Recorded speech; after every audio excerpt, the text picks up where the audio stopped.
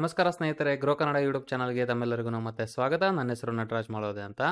ಈ ಒಂದು ಪರಿಸರಕ್ಕೆ ರಿಲೇಟೆಡ್, ಎನ್ವೈರನ್ಮೆಂಟ್ ರಿಲೇಟೆಡ್ ಸುಮಾರು ರೀತಿಯ ಹಾನಿಗಳೇನಿದೆಯೋ ನಮ್ಮ ಬೆಳವಣಿಗೆಗಳ ಮೂಲಕ ಆಗಿರುತ್ತೆ. ಇವತ್ತಿನ ಮಟ್ಟಿಗೆ ನಾವು ಅದನ್ನು ಬೆಳವಣಿಗೆ ಅಂತ ಕರಿತಾ ಇದ್ದೀವಿ, ಬಟ್ ಪರಿಸರನ ನೋಡೋದಾದ್ರೆ ಇವತ್ತಿನ ಮಟ್ಟಿಗೆ ಸುಮಾರು ರೀತಿಯಲ್ಲಿ ನಾವು ನಾಶ ಮಾಡಿರ್ತೀವಿ. ಸೊ ಆ ನಿಟ್ಟಿನಲ್ಲಿ ಏನಪ್ಪಾ ಅಂತಂದ್ರೆ ಇವತ್ತಿನ ಮಟ್ಟಿಗೆ ನಾವು ಪರಿಸರದ ರಿಲೇಟೆಡ್, ಪರಿಸರನ ಕರೆಕ್ಟಾಗಿ ಇಟ್ಕೊಳ್ಳೋದ್ರ ರಿಲೇಟೆಡ್ ಏನಾದರೂ ಆಕ್ಷನ್ಸ್ ತಗೊಳ್ಳಿಲ್ಲ ಅಂತಂದ್ರೆ ಬರ್ತಕ್ಕಂಥ ದಿನಗಳಲ್ಲಿ ಸುಮಾರು ರೀತಿಯ ಒಂದು ಪ್ರಾಬ್ಲಮ್ಸ್ಗಳು, ಇಶ್ಯೂಸ್ಗಳು ಆಗ್ತಕ್ಕಂತಹ ಚಾನ್ಸಸ್ಗಳಿದೆ. ಸೊ ಹಾಗಾಗಿ ಏನಪ್ಪಾ ಅಂದ್ರೆ ಈ ಒಂದು ವಿಚಾರವಾಗಿ ಪರಿಸರವನ್ನು ಕ್ಲೀನಾಗಿ ಇಟ್ಕೋಬೇಕು ಅಥವಾ ಇಂಪ್ರೂವ್ ಮಾಡಬೇಕು ಪರಿಸರನ ಅನ್ನೋ ನಿಟ್ಟಿನಲ್ಲಿ ಸುಮಾರು ರೀತಿಯ ಒಂದು ಆಕ್ಷನ್ಸ್ಗಳನ್ನ ಇವತ್ತಿನ ಮಟ್ಟಿಗೆ ತಗೊಳ್ತಾ ಇದ್ದಾರೆ. ಈಗ ಆಟೋಮೊಬೈಲ್ ಇಂಡಸ್ಟ್ರಿ ಅಂದರೆ electric ವೆಹಿಕಲ್ಸ್ಗಳಿರಬಹುದು.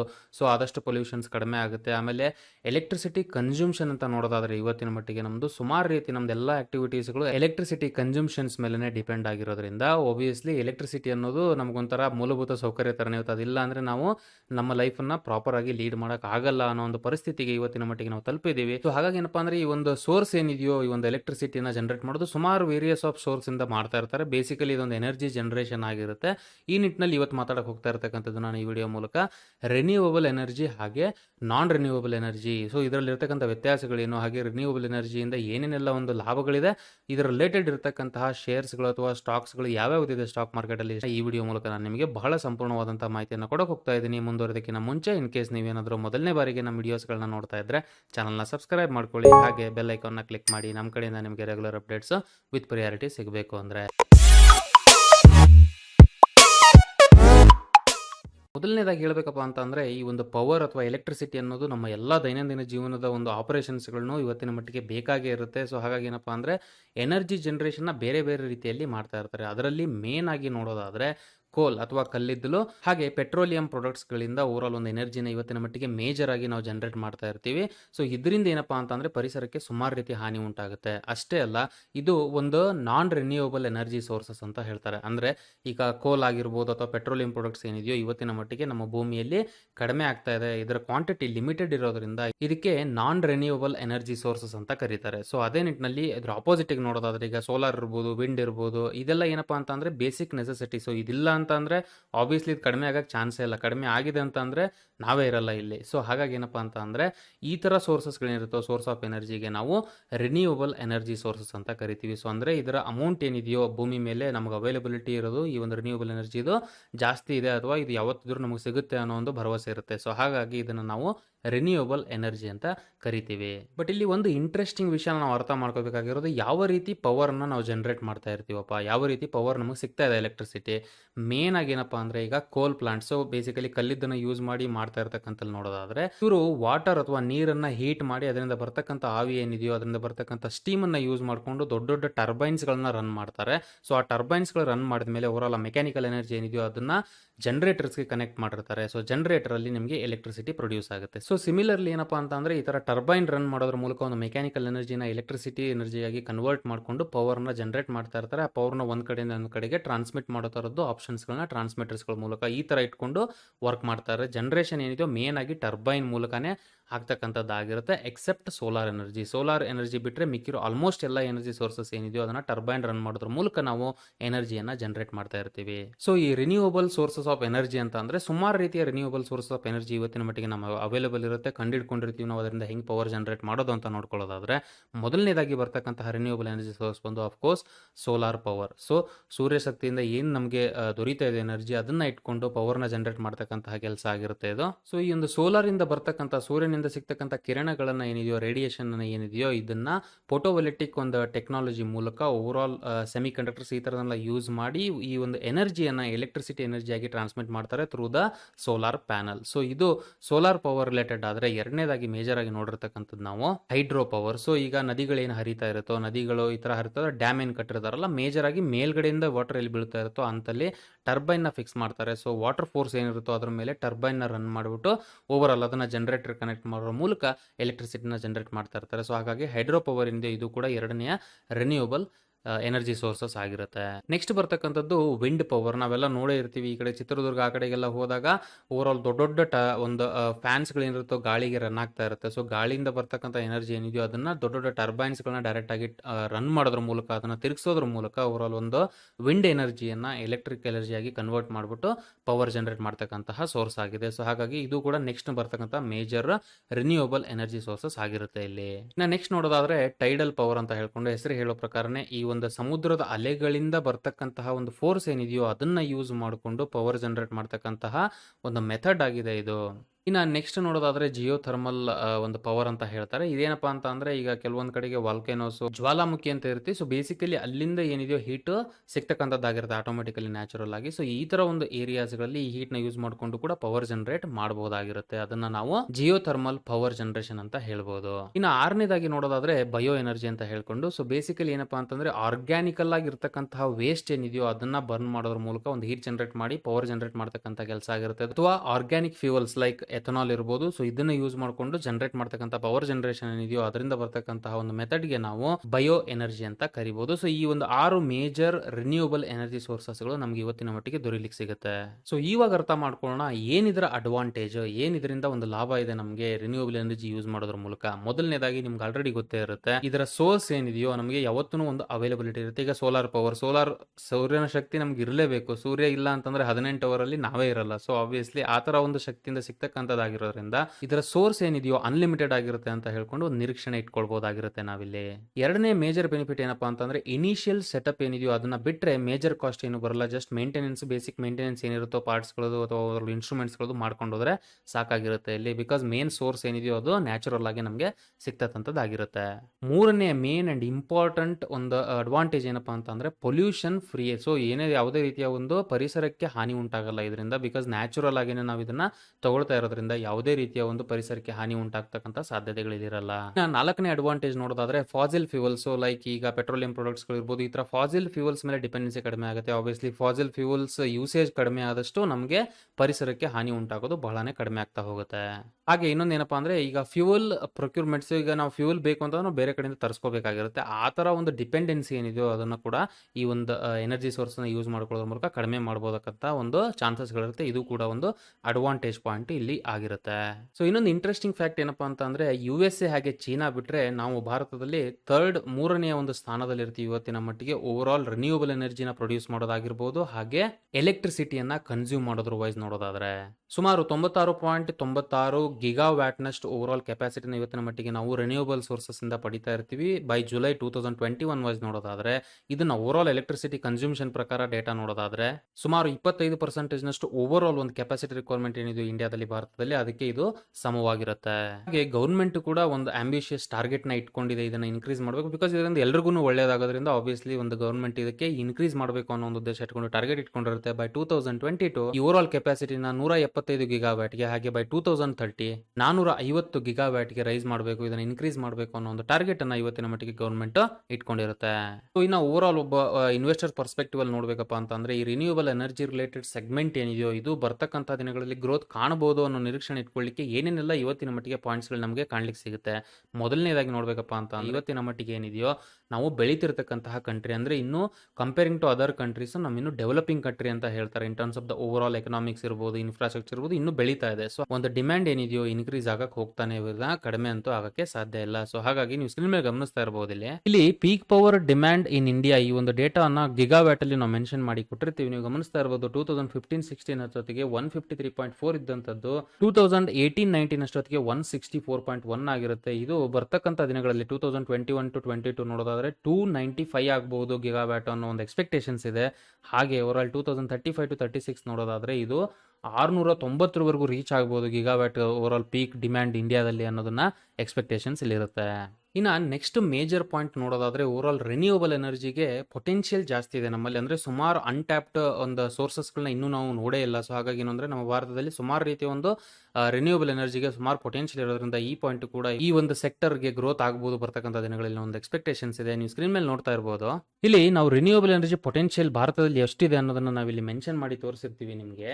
Over all small hydro power ಇಂದ 20 ಇದ್ರೆ, ಬಯೋ ಪವರ್ ಇಂದ 25 ಇದೆ, ಹಾಗೆ ವಿಂಡ್ ಪವರ್ ಇಂದ 102, ಹಾಗೆ ಸೋಲಾರ್ ಎನರ್ಜಿಯಿಂದ ನೋಡೋದಾದ್ರೆ 750ವರೆಗೂ ಒಂದು ಪೊಟೆನ್ಷಿಯಲ್ ಇವತ್ತಿನ ಮಟ್ಟಿಗೆ ಇಂಡಿಯಾದಲ್ಲಿ ಇರತಕ್ಕಂಥದ್ದಾಗಿರುತ್ತೆ. ಸೊ ಇದು ಪೊಟೆನ್ಷಿಯಲ್ ರಿಲೇಟೆಡ್ ಆದ್ರೆ, ಹಾಗೆ ನೆಕ್ಸ್ಟ್ ಇನ್ನೊಂದು ಮೇಜರ್ ಪಾಯಿಂಟ್ ಏನಪ್ಪಾ ಅಂದ್ರೆ, ಇದರಿಂದ ನಮ್ಮ ಫ್ಯೂಯಲ್ ಡಿಪೆಂಡೆನ್ಸಿ ಏನಿದೆಯೋ ಬೇರೆ ಕಂಟ್ರೀಸ್ಗಳ ಮೇಲೆ ಇರ್ತಕ್ಕಂಥದ್ದು ಆಬ್ವಿಯಸ್ಲಿ ಅದು ಕಡಿಮೆ ಆಗ್ತಾ ಹೋಗುತ್ತೆ. ಅದು ಕಡಿಮೆ ಆದಷ್ಟು ಓವರ್ ಇಂಪೋರ್ಟ್ ಬಿಲ್ಸ್ಗಳಿರ್ಬೋದು, ಓವರ್ ಅದಕ್ಕೆ ನಾವು ಏನು ಇವತ್ತು ಕಾಸ್ಟ್ ಕೊಡ್ತಾ ಇದೀವೋ, ಖರ್ಚು ಮಾಡ್ತಾ ಇದೀವೋ ಅದು ಕಡಿಮೆ ಆಗುತ್ತೆ. ಅದು ಆಬ್ವಿಯಸ್ಲಿ ಎಕನಾಮಿಗೆ ಒಂದು ಪಾಸಿಟಿವ್ ಪಾಯಿಂಟ್ ಆಗಿರುತ್ತೆ. ಇದು ಕೂಡ ಈ ಒಂದು ಸೆಗ್ಮೆಂಟ್, ಈ ಒಂದು ಸೆಕ್ಟರ್ಗೆ ಇರ್ತಕ್ಕಂಥ ಮೇಜರ್ ಬೆನಿಫಿಟ್ ಪಾಯಿಂಟ್ ಆಗಿದೆ. ಹಾಗೆ 2025ರಿಂದ 2030ವರೆಗೂ ನೋಡೋದಾದ್ರೆ ಓವರಾಲ್ ಈ ಸೋಲಾರ್ ಪವರ್, ವಿಂಡ್ ಪವರ್ ಏನಿದೆಯೋ ಮೇಜರ್ ಆಗಿ ಥರ್ಮಲ್ ಪವರ್ ಪ್ಲಾಂಟ್ಸ್ ಗಳಿಗೆ ಕಾಂಪಿಟೇಷನ್ ಕೊಡ್ತಕ್ಕಂಥ ಸಾಧ್ಯತೆಗಳು ಅಥವಾ ನಿರೀಕ್ಷಣೆಗಳು ಕೂಡ ಇರುತ್ತೆ ಓವರಾಲ್ ಇಂಡಸ್ಟ್ರಿ ವೈಸ್. ಓವರಾಲ್ ಈ ಸೆಕ್ಟರ್ ವೈಸ್ ಒಳ್ಳೊಳ್ಳೆ ಇನ್ವೆಸ್ಟ್ಮೆಂಟ್ಸ್ ಗಳನ್ನು ಕೂಡ ಕಂಡು ಬಂದಿದೆ, ದೊಡ್ಡ ಮಟ್ಟಿಗೆ ಇನ್ವೆಸ್ಟ್ಮೆಂಟ್ಸ್ ಗಳು ಕಂಡು ಬಂದಿದೆ. ರೀಸೆಂಟ್ ಆಗಿ ನೋಡೋದಾದ್ರೆ ಸುಮಾರು $500 ಬಿಲಿಯನ್ ನಷ್ಟು ಇನ್ವೆಸ್ಟ್ಮೆಂಟ್ ಈ ಒಂದು ಸೆಕ್ಟರ್ ಮೇಲೆ ಬರಬಹುದು ಅನ್ನೋ ಒಂದು ನಿರೀಕ್ಷಣೆಗಳಿದೆ ಬೈ 2028. ಅಷ್ಟೇ ಅಲ್ಲ, ಗವರ್ಮೆಂಟ್ ಕಡೆಯಿಂದ ಓವರಾಲ್ ಪಾಲಿಸಿ ಸಪೋರ್ಟ್ಸ್ ಗಳು, ಯಾಕಂದ್ರೆ ಇದು ಆಬ್ವಿಯಸ್ಲಿ ಒಂದು ಎಕನಾಮಿಗೆ, ನಮ್ಮ ದೇಶಕ್ಕೆ ಒಳ್ಳೇದಾಗುತ್ತೆ ಇದರಿಂದ. ಹಾಗಾಗಿ ಗವರ್ಮೆಂಟ್ ಕೂಡ ಸಪೋರ್ಟ್ ಮಾಡೇ ಮಾಡುತ್ತೆ. ಡಿಫರೆಂಟ್ ಪಾಲಿಸೀಸ್ ಗಳನ್ನ ಇದಕ್ಕೆ ಕೊಡೋದ್ರ ಮೂಲಕ ಇದರಲ್ಲಿ ಇರ್ತಕ್ಕಂತಹ ಒಂದು ಮೆಂಬರ್ಸ್ ಗಳು ಯಾರಾದರೂ ಇದರಲ್ಲಿ ಕೆಲಸ ಮಾಡೋರಿಗೆ ಒಂದು ಮೋಟಿವೇಶನ್ ಸಿಗಲಿ ಅನ್ನೋ ಒಂದು ಉದ್ದೇಶ ಇಟ್ಕೊಂಡು ಸುಮಾರು ರೀತಿಯ ಪಾಲಿಸೀಸ್ ಗಳನ್ನ ಗವರ್ಮೆಂಟ್ ಕೊಟ್ಟಿರುತ್ತೆ. ಇದ್ರ ಪ್ರಕಾರ ನೋಡೋದಾದ್ರೆ ಸುಮಾರು 4,500 ಕೋಟಿಗಳಷ್ಟು ಈ ಸೋಲಾರ್ PV ಪ್ಯಾನಲ್ಸ್ಗೆ ಬೇಕಾಗಿರ್ತಕ್ಕಂತಹ ಒಂದು ಮ್ಯಾನುಫ್ಯಾಕ್ಚರಿಂಗ್ ಯೂನಿಟ್ಸ್ ಗಳಿಗೆ ಒಂದು ಲಾಭವನ್ನ ಗವರ್ಮೆಂಟ್ ಮೂಲಕ ಕೊಟ್ಟಿರ್ತಾರೆ. ನೆಕ್ಸ್ಟ್ ಇನ್ನೊಂದು ಇಂಪಾರ್ಟೆಂಟ್ ಪಾಯಿಂಟ್ ಏನಪ್ಪಾ ಅಂತ ಅಂದ್ರೆ, ಈಗ ಇಂಡಿವಿಜುವಲ್ ಹೋಮ್ ಅಥವಾ ಮನೆಗಳು ಏನಿದೆಯೋ ಅವ್ರಿಗೆ ಬೇಕಾಗಿರತಕ್ಕಂಥ ಸೋಲಾರ್ ಪವರ್ನ ಸೋಲಾರ್ ಪ್ಯಾನಲ್ಸ್ ಗಳನ್ನ ಇನ್ಸ್ಟಾಲ್ ಮಾಡೋದ್ರ ಮೂಲಕ ಪಡೆದಿರಬಹುದಾಗಿರುತ್ತೆ. ಇದು ಕೂಡ ಈ ಒಂದು ಪಾಯಿಂಟ್ ಅಲ್ಲಿ ನಾವು ಇನ್ಕ್ಲೂಡ್ ಮಾಡಿರ್ತೀವಿ in terms of the potential drivers ಗಳಂತ ನೋಡೋದಾದ್ರೆ. ಇದು ಈ ಒಂದು ಸೆಕ್ಟರ್ ಗ್ರೋತ್ ಆಗಲಿಕ್ಕೆ ಬೇಕಾಗಿರ್ತಕ್ಕಂಥ ಅಥವಾ ಇರಬಹುದಾದಂತಹ ಕಾರಣಗಳಾದರೆ, ನೆಕ್ಸ್ಟ್ ನೋಡೋಣ ಇದರಲ್ಲಿ ಇರತಕ್ಕಂತಹ ಒಂದು ಡಿಫಿಕಲ್ಟೀಸ್ ಅಥವಾ ಏನು ಚಾಲೆಂಜಸ್ಗಳು ಬರ್ಬೋದು ಈ ಸೆಗ್ಮೆಂಟ್ಗೆ ಅಥವಾ ಸೆಕ್ಟರ್ಗೆ ಅಂತ ನೋಡೋದಾದ್ರೆ, ಮೊದಲನೇದಾಗಿ ಮೇಜರ್ ಆಗಿ ಬರ್ತಕ್ಕಂಥದ್ದು ಇನಿಷಿಯಲ್ ಸೆಟಪ್ ಕಾಸ್ಟ್. ಸೊ ಯಾವುದೇ ಒಂದು ಈ ಥರ ದೊಡ್ಡ ಪವರ್ ಪ್ಲಾಂಟ್ಸ್ಗಳನ್ನ ಇನ್ಸ್ಟಾಲ್ ಮಾಡಬೇಕು ಅಂತಂದರೆ ಇನಿಷಿಯಲಿ ಬಹಳನೇ ಒಂದು ದುಡ್ಡನ್ನು ಖರ್ಚು ಮಾಡಬೇಕಾಗಿರುತ್ತೆ.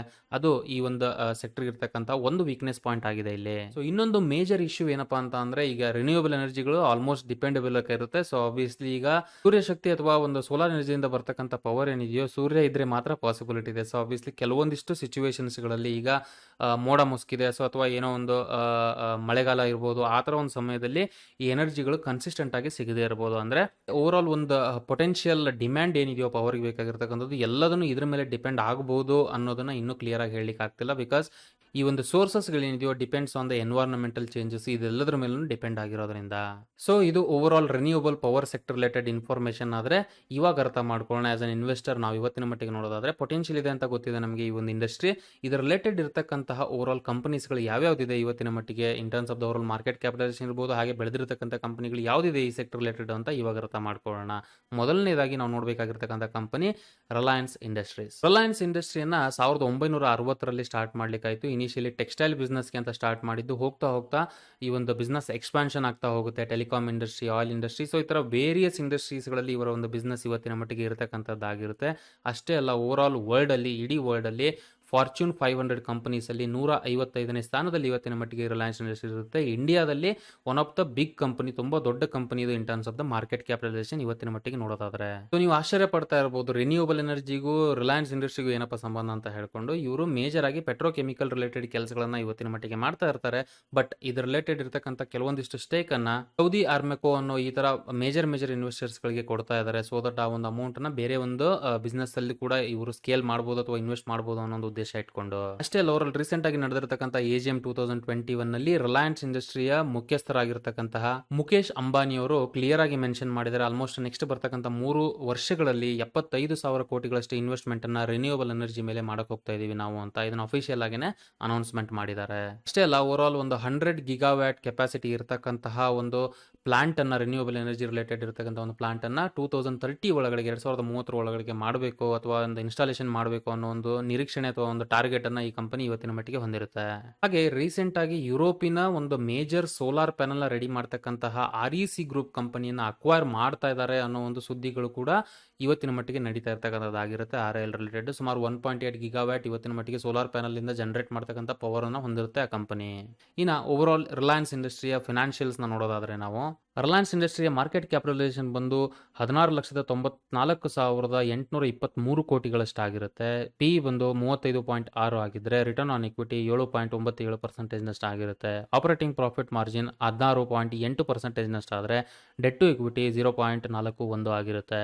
ಓವರ್ ಆಲ್ ಲಾಸ್ಟ್ 1 ವರ್ಷದಲ್ಲಿ ಹೂಡಿಕೆದಾರರಿಗೆ 13.5% ರಿಟರ್ನ್ ಅನ್ನ ಈ ಒಂದು ಕಂಪನಿ ತಂದುಕೊಟ್ಟಿರುತ್ತೆ.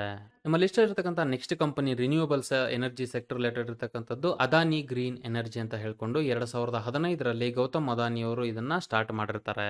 ಈ ಒಂದು ಕಂಪನಿ ಸುಮಾರು $115 ಬಿಲಿಯನ್ ನಷ್ಟು ಮಾರ್ಕೆಟ್ ಶೇರ್ ಅಥವಾ ಮಾರ್ಕೆಟ್ ಕೆಪಾಸಿಟಿ ಇರತಕ್ಕಂತಹ ಅದಾನಿ ಗ್ರೂಪ್ಗೆ ಸೇರಿರತಕ್ಕಂತಹ ಕಂಪನಿ ಆಗಿದೆ.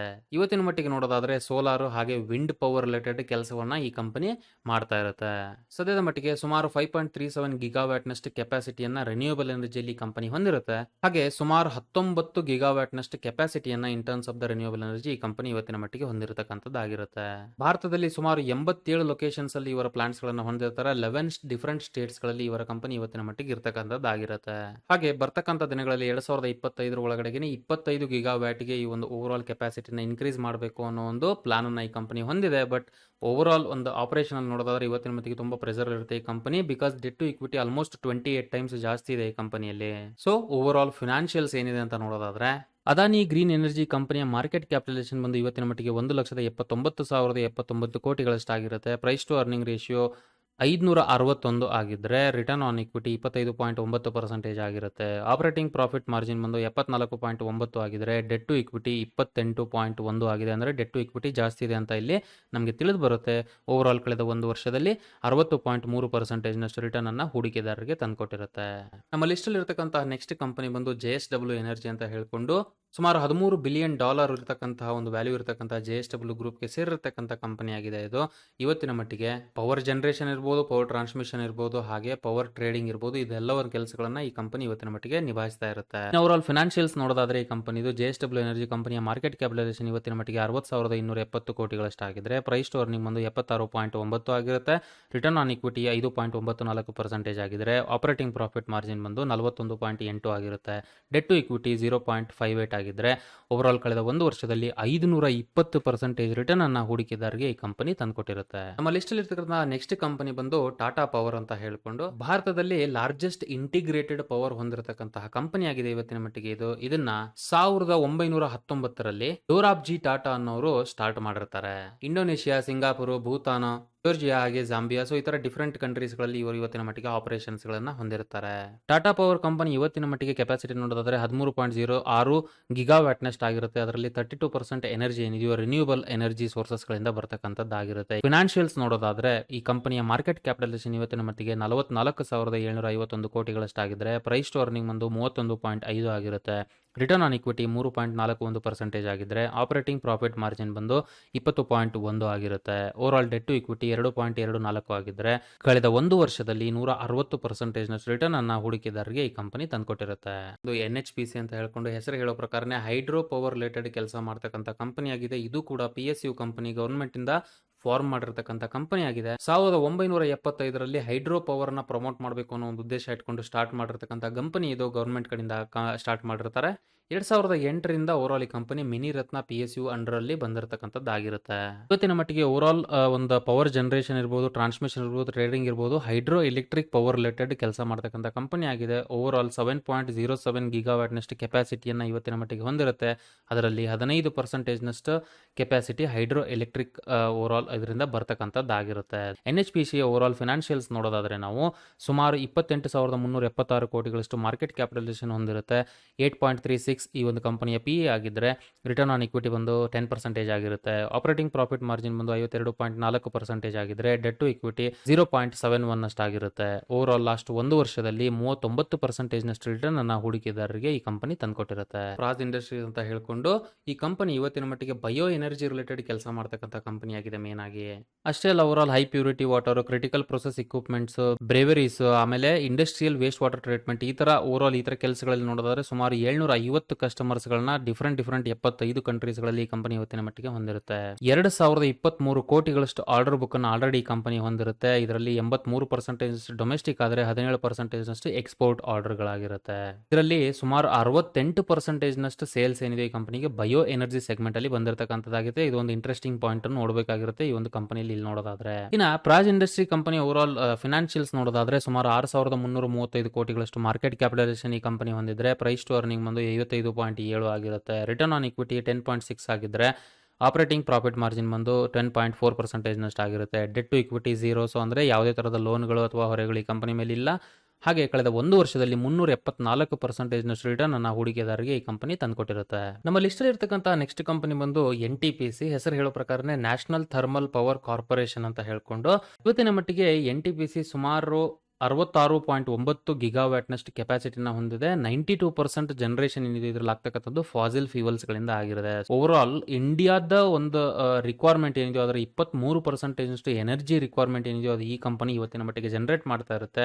ಅಷ್ಟೇ ಅಲ್ಲ, over all 17% total installed capacity ಏನಿದೆ ಇಂಡಿಯಾದಲ್ಲಿ ಅದನ್ನ ಈ ಕಂಪನಿ ಇವತ್ತಿನ ಮಟ್ಟಿಗೆ ಹೊಂದಿರುತ್ತೆ. ಇನ್ನು ಈ ಓವರ್ ಆಲ್ ಕಂಪನಿಯ ಫಿನಾನ್ಷಿಯಲ್ ನೋಡೋದಾದ್ರೆ ನಾವು ಮಾರ್ಕೆಟ್ ಕ್ಯಾಪಿಟಲೈಸೇಷನ್ ಬಂದು ಇವತ್ತಿನ ಮಟ್ಟಿಗೆ 1,27,847 ಕೋಟಿಗಳಷ್ಟಾಗಿರುತ್ತೆ. ಪ್ರೈಸ್ ಟು ಅರ್ನಿಂಗ್ ಬಂದು 8.15 ಆಗಿದ್ರೆ ರಿಟರ್ನ್ ಆನ್ ಇಕ್ವಿಟಿ ಬಂದು 12.6 ಆಗಿರುತ್ತೆ. ಹಾಗೆ ಆಪರೇಟಿಂಗ್ ಪ್ರಾಫಿಟ್ ಮಾರ್ಜಿನ್ ಬಂದು 29.1 ಆಗಿದ್ರೆ overall debt to equity ಬಂದು 1.69 ಆಗಿರುತ್ತೆ. ಓವರ್ ಆಲ್ ಲಾಸ್ಟ್ 1 ವರ್ಷದಲ್ಲಿ ಹೂಡಿಕೆದಾರರಿಗೆ 55% ರಿಟರ್ನ್ ಈ ಕಂಪನಿ ತಂದುಕೊಟ್ಟಿರುತ್ತೆ. ನಮ್ಮ ಲಿಸ್ಟಲ್ಲಿರ್ತಕ್ಕಂತಹ ಕೊನೆಯ ಕಂಪನಿ ಬಂದು ಸುಜ್ಲಾನ್ ಎನರ್ಜಿ ಅಂತ ಹೇಳ್ಕೊಂಡು ಈ ಕಂಪನಿಯನ್ನ ತುಳಸಿ ತಾಂಟಿ ಅನ್ನೋರು 1995ರಲ್ಲಿ ಸೂರತ್ ಅಲ್ಲಿ ಸ್ಟಾರ್ಟ್ ಮಾಡ್ತಾರೆ. ಇವತ್ತಿನ ಮಟ್ಟಿಗೆ ರಿನ್ಯೂವಬಲ್ ಎನರ್ಜಿ ರಿಲೇಟೆಡ್ ಇರತಕ್ಕಂಥ ಕೆಲಸಗಳು ನೋಡೋದಾದ್ರೆ ಲೀಡಿಂಗ್ ಕಂಪನಿ ಕೂಡ ಆಗಿರುತ್ತೆ ಇವತ್ತಿನ ಮಟ್ಟಿಗೆ ಭಾರತದಲ್ಲಿದು. ವಿಂಡ್ ಟರ್ಬೈನ್ಸ್ ಗಳನ್ನ ರೆಡಿ ಮಾಡ್ತಕ್ಕಂಥ ಕೆಲಸಗಳನ್ನು ಕೂಡ ಸುಜ್ಲಾನ್ ಮಾಡ್ತಾ ಇರುತ್ತೆ. ಇಡೀ ಪ್ರಪಂಚದಲ್ಲಿ 5ನೇ ಒಂದು ಸ್ಥಾನದಲ್ಲಿರುತ್ತೆ ವಿಂಡ್ ಟರ್ಬೈನ್ ಗಳನ್ನ ರೆಡಿ ಮಾಡೋದ್ರಲ್ಲಿ ನೋಡೋದಾದ್ರೆ ಈ ಕಂಪನಿ. ಸುಮಾರು 18.9 ಗಿಗಾವ್ಯಾಟ್ನಷ್ಟು ವಿಂಡ್ ಪವರ್ ಕೆಪಾಸಿಟಿನ ವರ್ಲ್ಡ್ ವೈಡ್ ಈ ಕಂಪನಿ ಇವತ್ತಿನ ಮಟ್ಟಿಗೆ ಹೊಂದಿರುತ್ತೆ. ಅದರಲ್ಲಿ 12.9 ಗಿಗಾವ್ಯಾಟ್ನಷ್ಟು ಭಾರತದಲ್ಲೇ ಇರತಕ್ಕಂಥದ್ದಾಗಿರುತ್ತೆ.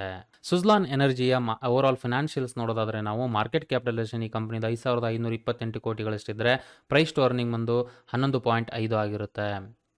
ಆಪರೇಟಿಂಗ್ ಪ್ರಾಫಿಟ್ ಮಾರ್ಜಿನ್ ಬಂದು 15.1% ಆಗಿದ್ರೆ ಓವರ್ ಆಲ್ ಕಳೆದ 1 ವರ್ಷದಲ್ಲಿ ಹೂಡಿಕೆದಾರರಿಗೆ 107% ರಿಟರ್ನ್ ಈ ಕಂಪನಿ ತಂದುಕೊಟ್ಟಿರುತ್ತೆ.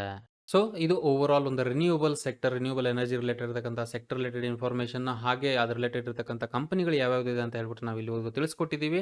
ಬರ್ತಕ್ಕಂಥ ದಿನಗಳಲ್ಲಿ ಪರಿಸರ ಹಾನಿಯನ್ನು ಕಡಿಮೆ ಮಾಡಲೇಬೇಕಾಗಿದೆ. ಇವತ್ತಿನ ಮಟ್ಟಿಗೆ ಅದು ನಮಗೆಲ್ಲರಿಗೂ ರಿಕ್ವೈರ್ಮೆಂಟು. ಬಿಕಾಸ್ ನಾವೆಲ್ಲ ಈಸಿಯಾಗಿ ಲೈಫ್ ಲೀಡ್ ಮಾಡಬೇಕು ಅಂದರೆ ಪರಿಸರ ಚೆನ್ನಾಗಿರಲೇಬೇಕು. ಸೊ ಹಾಗಾಗಿ ಏನಪ್ಪ ಅಂದರೆ ಈ ಸೆಕ್ಟರ್ ಬರ್ತಕ್ಕಂಥ ದಿನಗಳಲ್ಲಿ ಒಂದು ಪ್ರೋಗ್ರೆಸ್ ಕಾಣಬಹುದು ಅನ್ನೋ ನಿರೀಕ್ಷಣೆಗಳು ಇರೋದ್ರಿಂದ ಓವರ್ ಆಲ್ ಈ ವಿಡಿಯೋದಲ್ಲಿ ನಾವು ಈ ಇನ್ಫಾರ್ಮೇಷನ್ ನಿಮಗೆ ಕೊಟ್ಟಿರತಕ್ಕಂಥದ್ದಾಗಿರುತ್ತೆ. ನಾನು ಇಲ್ಲಿವರೆಗೂ ಕೊಟ್ಟಿರ್ತಕ್ಕಂಥ ಮಾಹಿತಿ ಏನಿದೆ ಇದು ಎಜುಕೇಷನಲ್ ಪರ್ಪಸ್ಗೆ ಮಾತ್ರ, ಯಾವುದೇ ರೀತಿಯ ಬೈಸೆಲ್ ರೆಕಮೆಂಡೇಶನ್ಸ್ ಅಲ್ಲ. ಯಾವುದೇ ಹೂಡಿಕೆಯನ್ನು ಮಾಡೋದಕ್ಕಿಂತ ಮುಂಚೆ ಪ್ರಾಪರ್ ಆಗಿ ಅನಲೈಸ್ ಮಾಡಿ ರಿಸರ್ಚ್ ಮಾಡಿ ಡಿಸಿಷನ್ ತಗೊಳ್ತಕ್ಕದ್ದು. Because stock market investments are subject to market risk. ಇದೇ ರೀತಿಯಾದಂತಹ ಇಂಟ್ರೆಸ್ಟಿಂಗ್ ಅಪ್ಡೇಟ್ಸ್ಗಳನ್ನು ಕನ್ನಡದಲ್ಲಿ ಫಿನಾನ್ಸ್ ಆಗಿ ಸ್ಟಾಕ್ ಮಾರ್ಕೆಟ್ ರಿಲೇಟೆಡ್ ನಾವು ರೆಗ್ಯುಲರ್ ಆಗಿ ಅಪ್ಡೇಟ್ ಮಾಡ್ತಾ ಇರ್ತೀವಿ ನಮ್ಮ ಚಾನಲ್ ಮೂಲಕ. ಆ ಅಪ್ಡೇಟ್ಸ್ಗಳನ್ನ ಮಿಸ್ ಮಾಡ್ಕೋಬಾರ್ದು ಅಂದರೆ ಏನು ಮಾಡಬೇಕು, ಚಾನಲ್ನ ಸಬ್ಸ್ಕ್ರೈಬ್ ಮಾಡ್ಕೋಬೇಕು. ಹಾಗೆ ಇಂಪಾರ್ಟೆಂಟ್ ಆಗಿ ನಮಗೆ ಸಪೋರ್ಟ್ ಮಾಡಬೇಕು ಅಂತ ನಿಮ್ಗೆ ಅನಿಸಿದ್ರೆ ವಿಡಿಯೋಸ್ಗಳನ್ನ ನಿಮ್ಮ ಫ್ರೆಂಡ್ಸ್ ಆ್ಯಂಡ್ ಫ್ಯಾಮಿಲಿಯಲ್ಲಿ ಯಾರಿಗೆ ಇದ್ರ ಬಗ್ಗೆ ಆಸಕ್ತಿ ಇರುತ್ತೋ ಅಂಥವ್ರಿಗೆ ಶೇರ್ ಮಾಡಿ. ಮೋಸ್ಟ್ ಇಂಪಾರ್ಟೆಂಟ್ಲಿ ವಿಡಿಯೋನ ಲೈಕ್ ಮಾಡಿ ನಿಮಗೆ ವಿಡಿಯೋ ಇಷ್ಟ ಆದಲ್ಲಿ. ಇಷ್ಟು ಹೇಳ್ತಾ ಈ ವಿಡಿಯೋನ ಇಲ್ಲಿಗೆ ಮುಗಿಸ್ತಾ ಇದ್ದೀನಿ. ಮತ್ತೆ ನಿಮಗೆ ನೆಕ್ಸ್ಟ್ ಇನ್ನೊಂದು ಇಂಟ್ರೆಸ್ಟಿಂಗ್ ವಿಡಿಯೋದಲ್ಲಿ ಸಿಗಕ್ಕೆ ಹೋಗ್ತಾ ಇದ್ದೀನಿ. ಅಲ್ಲಿವರೆಗೂ ಜೈ ಹಿಂದ್.